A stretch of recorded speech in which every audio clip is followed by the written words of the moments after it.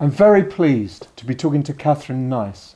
Katharine is the Head of Learning and Organisational Development at Shelter, and she's been in Shelter for 10 years, so this is a kind of 10th anniversary interview, I hope. So welcome, Katharine. Thank you very much, Nigel. Tell us about Shelter. Everyone's heard of Shelter, but not a lot of people know the dimensions of the organisation and what it's achieved over the years. So give us a flavour of Shelter. Shelter's, we've really achieved a vast amount over the last 50 years that we've existed. As you say, I've been there for 10. We're quite a dynamic organisation. We're really there to campaign for change and also to provide frontline services for those people most in need. So we're really an advisory service, a support service, but we also lobby and campaign for change. So that's fundamentally what we're about. All focusing on housing? Absolutely. Not just for people who are homeless? No. But for people in straitened circumstances?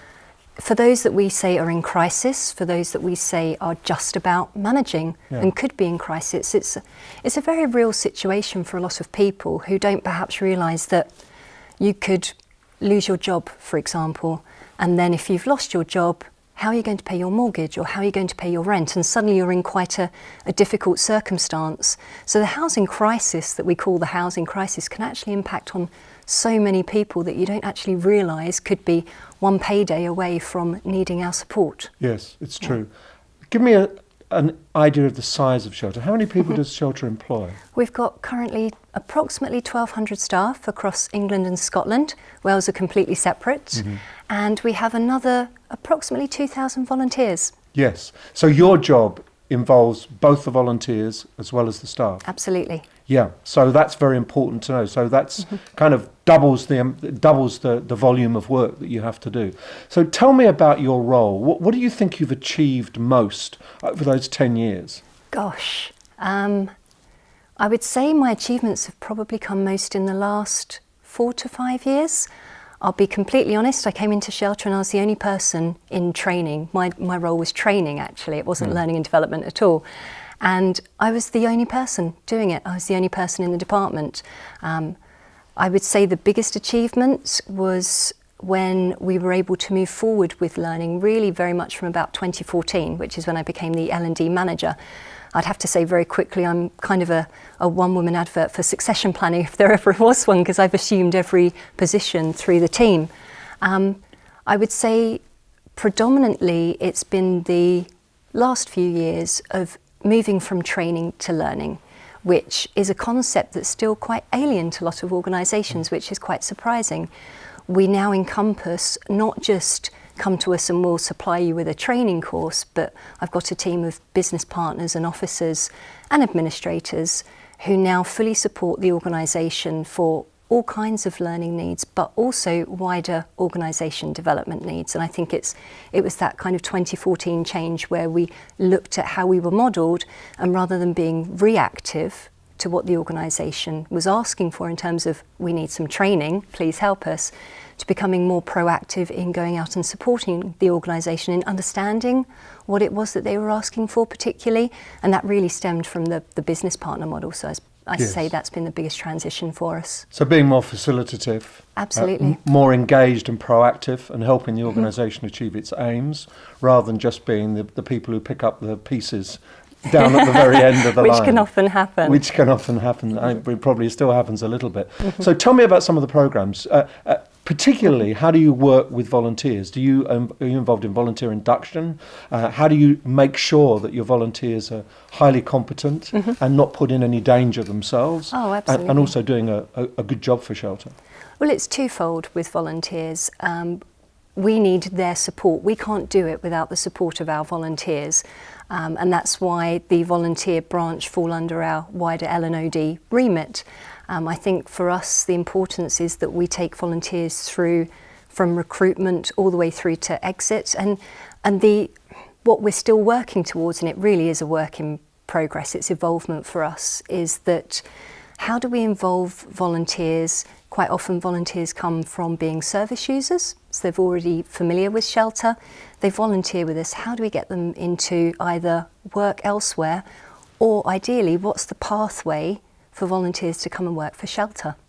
So yes, we're involved from inducting volunteers, making sure that they're safe in the environment that they're in, making sure that they've got support locally from staff that are able to do that. So it's as much about supporting our staff as it is the volunteers, because it's twofold. So it's really an evolved journey for us, a pathway of volunteer support. You take the same tack with your own staff, that you're putting them on a journey, you want them to move through and progress, rather like you have, through the organisation. We call it continuous learning pathways. It's something that we've started to work on across the organisation. Shelter are fantastic at creating and amassing knowledge. The journey that we're now on is how we apply that and develop and grow our people using that knowledge that we've got. So yes, something that we call Learning Pathways is a programme that we're working on at the moment, that the business partners are working on in certain parts of the organisation, and we've actually just launched our first learning pathway. Okay. We're on the move, as it were, in that kind of world of creating an aspirational journey for someone, that they come in and they can be really good at what they do, because that's what we ask our staff to do. We ask them to do their jobs as well as they can, and for staff they want to do their jobs as quickly as they can for the good of the client. So that's where it stems from. But to be able to offer that additional pathway of support, this is how you develop into the next role, or albeit this is how you develop out of the organisation, that's what we aspire to support with. And the evidence, there was a report last week from Facebook and Google which was showing that staff leave, the usual myth is they leave because they don't like their manager. The truth is they leave because they aren't given those future opportunities. It's a massive issue for staff. They want to do their job well, but they want to be developed for their next role, so they don't end up being stale and they don't end up without or with skills that aren't transferable and won't take them forward. So you're on that journey. Are you saying that virtually every member of Shelter has their own kind of individual agenda for development? Is that the aim? That's our aspiration. Right. And it's a huge aspiration, and it's one that we're starting to work on now that we have a full team in place and a full suite of business partners to go out and support that to happen. So it is a huge aspiration for massive. us. Yes. But it's really important as well. I think to have an individual that comes to work for a charity, and it might be any charity organisation, they've got that sense of, I'm here for a purpose. So it's how we can harness that and build on that, because retention isn't just an issue that we face. As you mentioned, every organisation faces it. I personally, and this is a personal belief, don't think that it's a bad thing that people move on. It allows that, reproduction of being able to develop people to move into that step. And inevitably you do come to ceilings in roles where you can't carry on. But I would say that I've fulfilled my criteria, and my team have, if they feel that they've been supported to get to a point as far as they can develop. What's great, Katharine, is that you're a charity, but what you're doing is at the leading edge. That's exactly what big organisations and small organisations, private and public sector, are doing. So congratulations. I hope it's been a very successful 10 years. You've proved career progression exists in the organisation. It does. May you long continue Thank you very much. do your job at Shelter. Thank you so much for talking to me. Thank you.